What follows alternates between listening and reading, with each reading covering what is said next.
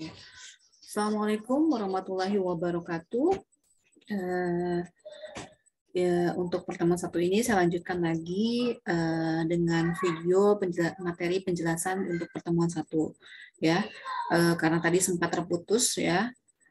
Jadi saya buatkan saja videonya, ya. Kemudian mengenai tugas kelompok, ya.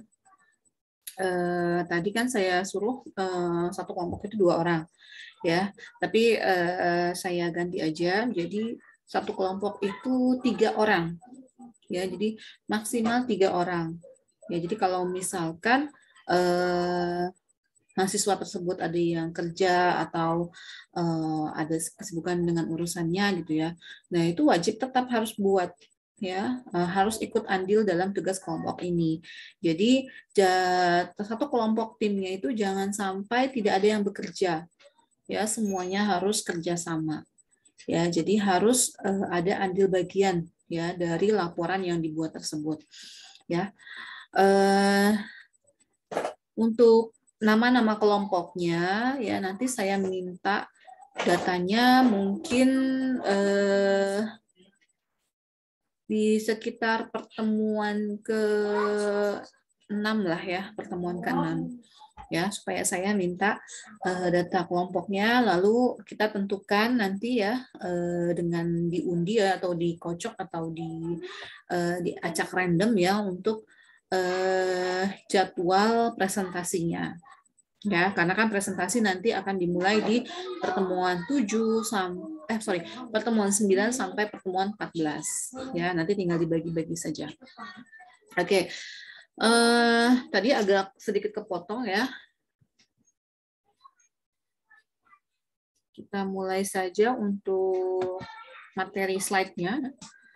Tadi sudah sampai di pengertian metode penelitian. Ya. Oke. Di sini sudah.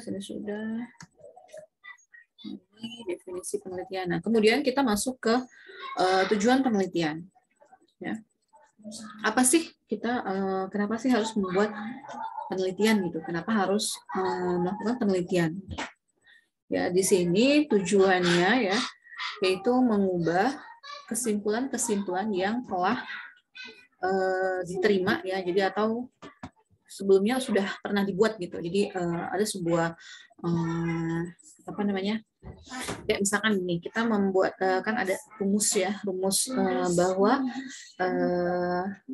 rumus Newton itu, ya, kalau nggak salah, atau bisa juga kita dari sejarah, ya, di sejarah terdahulu, misalkan tentang penemuan listrik, ya, Thomas Alva Edison, ya.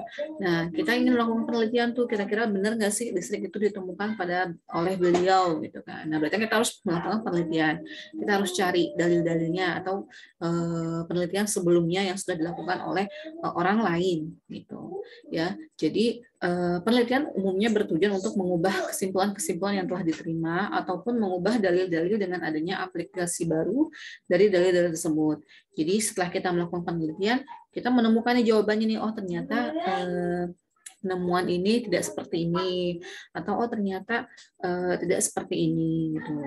Atau contoh misalkan kayak teorinya si Darwin, ya, bahwa manusia itu berasal dari kera. Nah, kan kita setelah penelitian kan memang tidak ada, ya. Justru dari Al-Qur'an kita teliti bahwa Nabi Adamlah yang pertama kali turun dan itu sudah menjadi manusia, bukan kera. Jadi kan harus melakukan penelitian, harus kita cari-cari referensinya, cari sejarah-sejarahnya, dalil-dalilnya. Dari situ barulah kita ubah kesimpulan tersebut, ya, ubah hasil penelitian yang sebelumnya dengan hasil penelitian kita yang terbaru, ya. Sedangkan menurut Yusuf tahun 2016, ya, tujuan penelitian menjawab pertanyaan atau masalah yang diselidiki dengan proses penelitian secara sistematis, ya, objektif dan logis. Nah, tetap, ya, secara sistematis berarti secara secara tersistem, ya, secara berurutan, ya, urutannya sesuai, ya, kemudian objektif, ya, sesuai dengan objek, ada objeknya, dan sesuai dengan logis, akal logika kita, ya, itu menurut Yusuf.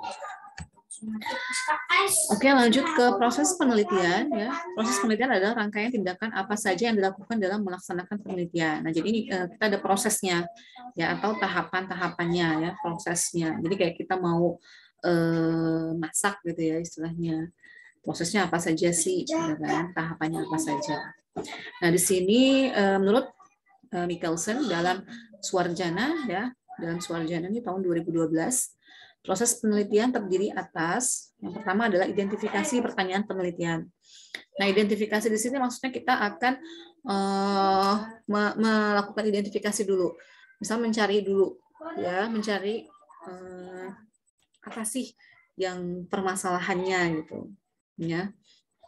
Contoh misalkan kita ingin melakukan penelitian terhadap ini deh penyakit COVID lah ya, penyakit COVID. Nah, kita identifikasi dulu tuh ya yang terkena usianya berapa tahun, kemudian rentan orang yang terkena itu apakah punya penyakit atau ada penyakit bawaan atau penyakit keturunan gitu ya. Kemudian lebih banyak yang diderita oleh laki-laki atau perempuan, kemudian usianya dari berapa sampai berapa, kemudian banyak ya apa sih namanya tuh penderitanya ya, yang diderita itu kira-kira sama nggak dengan penderita yang lain gitu. Jadi yang dirasakan oleh si penderita A, penderita B itu sama apa enggak. Nah, kita identifikasi tuh ya, kita buat rincian pertanyaan-pertanyaannya ya. Itu. Kemudian yang kedua, memilih pendekatan apa yang dipakai dalam melakukan penelitian. Nah, ini pendekatan ya, pendekatan kita dalam melakukan mau penelitian ini kita pakainya pendekatannya model yang apa ya. Nanti kita lihat ya pendekatannya ada apa saja. Kemudian memilih desain penelitian dan metode pengumpulan data yang cocok ya, desain penelitian ya dan metode pengumpulan data yang cocok. Nah, ini kita metode penelitiannya mau pakai yang mana, apakah kualitatif atau kuantitatif. Kemudian metode pengumpulan datanya yang cocok, maksudnya apakah kita harus observasi langsung ya, datang ke rumah sakit, cek-cek semua pasien-pasien yang penderita COVID tersebut, atau kita melakukan wawancara ya, wawancara bisa ke penderitanya maupun bisa ke ahlinya atau dokternya gitu ya, atau bisa juga kita berdasarkan referensi atau studi pustaka dari penelitian-penelitian sebelumnya. Kemudian yang keempat, analisis data menggunakan deskriptif atau inferensial statik. Nah, deskriptif ini berarti kan berdasarkan penjelasan sebelumnya ya, atau berdasarkan inferensial statik, perhitungan ya, cara perhitungan statik. Kemudian yang kelima, membuat laporan penelitian. Ya, ini menurut si Michelson ya dalam Swarjana tahun 2012 ya. Sedangkan kalau menurut Hauser ya dalam bukunya juga sama ya, ini sebenarnya sih jurnal ya, jurnal Swarjana ini tahun 2012, bahwa proses penelitian terdiri atas ya mendefinisikan masalah yang layak untuk diteliti, ya mendefinisikan masalah yang layak untuk diteliti. Lebih ke kita cari dulu nih masalahnya apa ya, misalkan tadi kan kita mau ngecek apakah penyakit COVID ini rentan penyakitnya itu berapa persen ya, berapa persen yang meninggal, yang tidak meninggal gitu. Nah, kita cari tuh ya, kemudian membedah kepustakaan yang terkait dengan apa yang diteliti ya.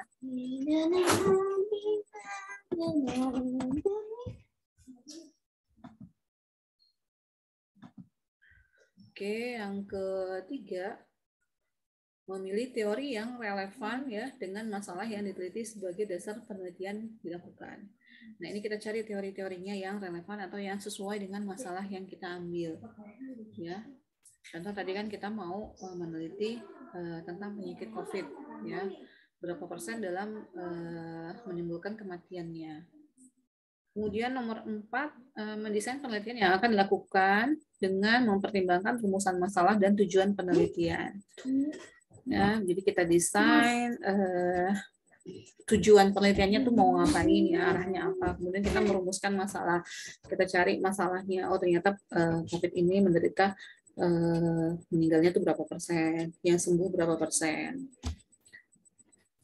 Kemudian yang kelima, memilih strategi sampling ya, apakah random atau non random. Nah, sampling ini kan berarti kita harus mencari ya, kita harus melakukan sampel ya, mencari dengan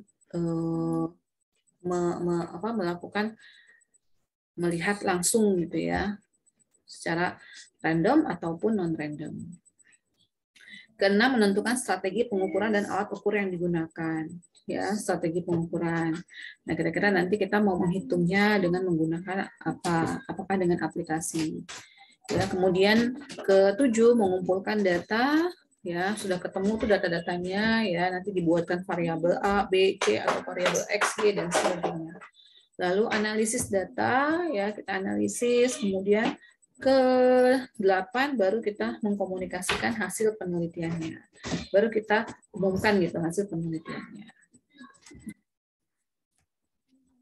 Nah, ini proses penelitian ya, tadi 2 ya, menurut Hauser dan menurut si Michelson. Kemudian kita lanjut masuk ke aktivitas penelitian. Ya, apa sih aktivitasnya gitu? Penelitian itu kita ngapain aja? Ya. Kita melakukan apa dalam penelitian tersebut? Ya. Nah, secara garis besar ilmu sebagai aktivitas penelitian. Ya, kita belajar pun berarti kita meneliti. Kita belajar berarti kita tahu juga. Ya, kita membaca misalkan kayak kita belajar tentang rumus-rumus, berarti kan kita meneliti perhitungannya apakah benar 3 ditambah 2 sama dengan 5. Nah, 3 ditambah 2 sama dengan 5, berarti kan kita harus bisa meneliti dulu dengan cara menghitung ya. Kemudian bisa juga dengan menggunakan kumpulan lidi-lidi gitu ya. Nah, itu dia aktivitas penelitian. Di sini menurut Sedarmayanti dan Hidayat tahun 2011, aktivitas penelitian ini ada 3 bagian, ya, yaitu secara rasional, kemudian kognitif dan teologi. Nah, ini rasional ini berarti maksudnya ini ya berdasarkan logika, ya. Ini rasional, jadi berdasarkan akal kita, akal pikiran kita, masuk akal atau tidak, sesuai dengan logika kita atau tidak, benar nggak gitu, ya. Nah, ini secara rasional. Kemudian secara kognitif, ya merupakan proses mengetahui dan memperoleh pengetahuan. Ya, setelah kita melakukan penelitian, kita ternyata mengetahui. Kemudian dari pengetahuan tersebut, dia apa yang kita dapatkan hasilnya, kemudian itu menjadi pengetahuan baru untuk kita. Ya. Yang ketiga, secara teleologi ya, bagian inti teleologi ini merupakan proses mencapai kebenaran, memperoleh pemahaman, memberikan penjelasan, melakukan penerapan dengan melalui peramalan. Nah, sebelumnya kan kita membuat hipotesis ya atau dugaan sementara dari sebuah masalah. Nah, dengan adanya teologi ini berarti kita pecahkan apakah sesuai dengan hipotesis yang kita buat. Gitu. Ya, kayak cari contohnya kan gitu tadi ya, apakah penyakit COVID ini menyebabkan kematian? Gitu kan, berarti kita teliti, kita cari kebenarannya, kita sampling ke beberapa pasien, kemudian kita teliti ya berapa persen yang meninggal, berapa persen yang sembuh sehat dan segala macam. Kemudian berapa persen kira-kira untuk apa? Untuk isolasi mandirinya, gitu ya. Nah, setelah itu kita bandingkan dengan hipotesis kita. Ya. Masih di aktivitas metode ilmiah, ya. Tadi aktivitas penelitian, ya. Sekarang aktivitas metode ilmiah, ya. Nah, ini metode ilmiah menurut Sedarmayanti dan Hidayat ya adalah berbagai prosedur yang mewujudkan pola-pola dan tata langkah dalam pelaksanaan suatu penelitian ilmiah. Ya, berarti prosedur ya atau tahapan-tahapan yang mewujudkan pola-pola dan tata langkah dalam pelaksanaan suatu penelitian ilmiah. Kemudian metode ilmiah menurut Nazir tahun 2009 bisa dikatakan suatu pengerjaan terhadap kebenaran diatur oleh pertimbangan-pertimbangan logis. Ya. Nah, ini menurut Hidayat dan menurut Nazir tentang metode ilmiah. Nah, di sini ada tabel ya, yaitu ilmu sebagai aktivitas metode ilmiah. Ya, di sini ada pola prosedural, tata langkah, berbagai teknik dan aneka alat. Ya, berdasarkan pola prosedural dapat berupa ya ini ilmu ini bisa didapatkan ya dengan pengamatan, kemudian percobaan, ya pengukuran, survei, dedukasi, induksi, analisis dan lain sebagainya. Kemudian secara tata langkah, ya tata langkah dapat berupa ya langkahnya ya gitu ya. 1 penentuan masalah, 2 perumusan hipotesis, 3 pengumpulan data, 4 penurunan kesimpulan dan 5 pengujian hasil. Kemudian bagaimana dengan tekniknya? Tekniknya ini maksudnya kita caranya gimana sih gitu ya dengan tekniknya. Nah, yang pertama kita buatkan daftar pertanyaan. Ya, kedua wawancara, ketiga perhitungan, keempat pemanasan dan lainnya. Ya, lalu aneka alat. Alat ini yang kita pergunakan untuk melakukan pengukuran atau melakukan penelitian metode ilmiah. Ini ya. Yang pertama ada timbangan, meteran, praipan, komputer, dan lainnya. Oke, ini metode ilmiah. Ya, metode ilmiah ini kan berarti kita melakukan sesuatu percobaan, gitu ya, percobaan secara sains gitu di sebuah laboratorium, ya bisa juga di sekolah, di kampus, dan lain sebagainya. Kemudian aktivitas pengetahuan sistematis.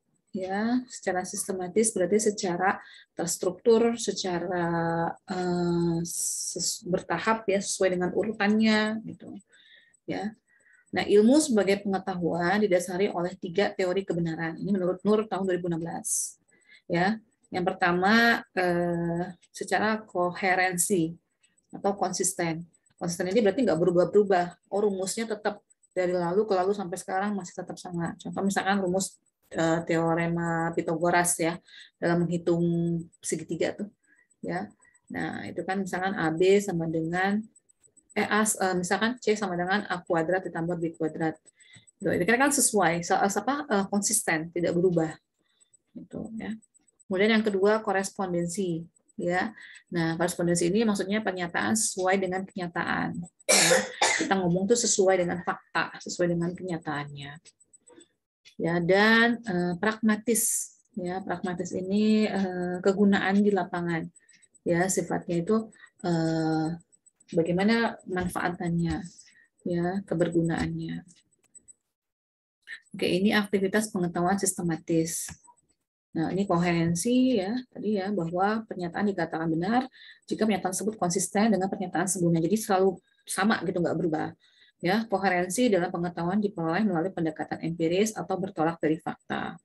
Korespondensi ya, suatu pernyataan dianggap benar apabila materi pengetahuan yang dikandung berkorespondensi dengan objek yang dituju oleh pernyataan tersebut. Ya, jadi apa yang kita berikan pernyataan itu harus sesuai dengan faktanya, ya harus sesuai dengan objek yang kita teliti. Jadi tidak ada pembohongan atau tidak ada penutupan ya, penutupan informasi. Kemudian pragmatis ya, pragmatis ini mengatakan bahwa pernyataan suatu kebenaran diukur dengan kriteria apakah pernyataan tersebut bersifat fungsional dalam kehidupan manusia. Kemudian, nah ini ya, suatu jenis penelitian menurut kedalaman analisisnya berdasarkan sudut pandang ini, penelitian dapat dibedakan menjadi 2 jenis, ya, yaitu penelitian deskriptif dan penelitian inferensial. Ya, penelitian deskriptif, ya, penelitian yang melakukan analisis dengan menyajikan fakta-fakta yang sistematik sehingga lebih mudah dalam proses pemahaman dan penyimpulannya. Ya. Oke,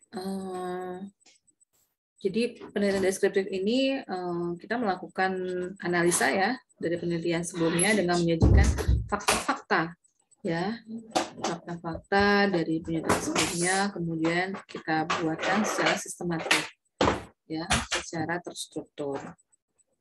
Jadi lebih mudah dalam proses pemahaman dan penyimpulannya. Yang kedua, penelitian inferensial. yaitu penelitian yang menggunakan pengujian hipotesis dalam setiap analisis hubungan antar variabelnya. Nah, ini pengujian ini dilakukan secara hipotesis. Berarti kita harus buatkan dulu hipotesisnya. Ya, hipotesis ini adalah dugaan sementara dalam melakukan penelitian. Ya, contoh tadi tentang penyakit COVID. Ya, diduga penyakit COVID ini banyak menyebabkan kematian. Nah, dari situ kan berarti kita harus cari dulu tuh kebenarannya. Ya, kita uji dulu. Ya, kita teliti dulu, kemudian kita ambil sampel, kita tanya dengan pengumpulan data, ya. Kita cari dulu, tanya jawab, kemudian kita cari literaturnya, ya, yang berhubungan dengan hipotesis tersebut.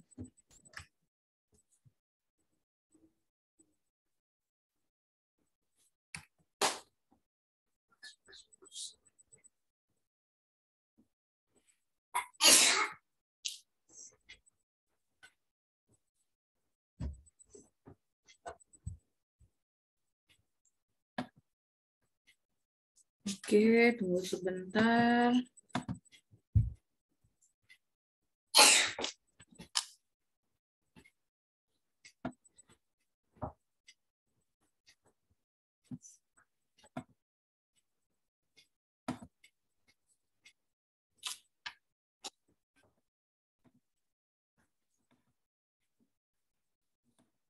Kita lanjut lagi ke manfaat penelitian, ya.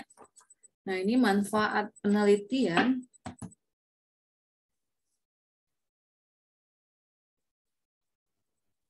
Nah, pasti setiap penelitian itu pasti ada manfaatnya, ya. Karena kan pada akhirnya kita pasti ngapain kita ngelakuin penelitian gitu, tujuannya untuk apa gitu kan. Nah, ini karena setiap karya ilmiah seperti proposal penelitian, nah, ini, karya ilmiah itu tugas akhir termasuk, ya.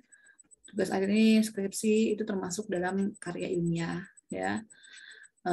Semua menyertakan manfaat penelitian, ya. Adapun manfaat yang bisa diperoleh dari sebuah penelitian antara lain, nah ini menurut Anda tahun 2018, ya, bahwa dapat mengidentifikasi suatu masalah atau fakta secara sistematik. Ya, tadi kan kita sudah melakukan penelitian nih, bahwa nanti tujuan akhirnya itu kita bisa mengidentifikasi masalah tersebut dan menemukan fakta, ya, secara sistematik. Secara sistematik ini maksudnya secara terstruktur, ya, dalam melakukan metode penelitiannya. Kemudian yang kedua, dapat mengetahui sistem kerja objek yang diteliti, ya, sistem kerja objek yang diteliti, ya. Kemudian yang ketiga, menambah keyakinan dalam pemecahan suatu masalah, ya. Berarti ketika kita sudah melakukan penelitian, kita kan berarti tahu, karena kita sudah melihat atau meneliti, ya. Kemudian kita pecahkan masalah tersebut. Yang keempat, meningkatkan hubungan kerjasama antar tim. Nah, setiap kita melakukan penelitian, pasti kita punya tim, tidak mungkin bekerja sendiri, ya. Nah, di sini kalaupun kita sendiri, ya mungkin masuknya ke tugas akhir, ya, atau skripsi atau tesis atau disertasi, ya. Nah, timnya ini bisa saja kita timnya itu adalah sumbernya, narasumber, ya. Nah, jadi kita kerjasama antara kita yang peneliti dengan narasumbernya. Kemudian melatih dalam bertanggung jawab, ya, tanggung jawab terhadap penelitian kita. Kemudian yang keenam, dapat memberikan rekomendasi tentang kebijakan suatu program. Ya, kita rekomendasikan tuh dari hasil penelitiannya. Nanti kemana kita buat arahnya, kita buatkan sistemnya atau bagaimana. Ya, yang ketujuh, menambah wawasan dan pengalaman. Ya, pastinya dapat menambah wawasan lagi, pengetahuan dan pengalaman. Kemudian langkah-langkah metode ilmiah, ya, adalah satu, merumuskan masalah, pasti, ya. Tadi yang saya bilang merumuskan masalah, yang kedua menemukan hipotesis, cari hipotesisnya, cari dugaan sementaranya dari masalah tersebut. Kemudian yang ketiga, menetapkan variabel penelitian. Kita tetapkan variabelnya. Ya, tadi misalkan penyakit COVID, ya, kita buatkan variabelnya. Yang pertama, rentan usianya berapa sampai berapa. Nah, itu jadi kan itu bisa dijadiin variabel, ya. Kemudian variabel yang kedua dari usia berapa sampai ke berapa. Variabel ketiga usia berapa sampai berapa. Gitu. Ya, misal dari orang dewasa, remaja sampai anak-anak. Gitu ya, itu bisa jadikan variabel penelitian. Yang keempat, menetapkan prosedur kerja. Ya, prosedur kerja. Yang kelima, mengumpulkan data. Yang keenam, mengolah dan menganalisis data, kemudian buat kesimpulan, dan yang terakhir mengkomunikasikan hasil penelitian. Ya. Nah, pada akhirnya memang hasil penelitian tersebut bisa kita buatkan dalam bentuk laporan. Ya, contoh misalkan yang kalian buat nanti ini laporan PKL ataupun laporan tugas akhir nanti. Oke, untuk pertemuan Sabtu ini sudah cukup yang saya bahas. Nanti kalian bisa tanya jawab ya, sambil tanya jawab di WA group. Kemudian nanti akan saya berikan 5 soal untuk latihan soalnya. Ya. Terima kasih. Assalamualaikum warahmatullahi wabarakatuh.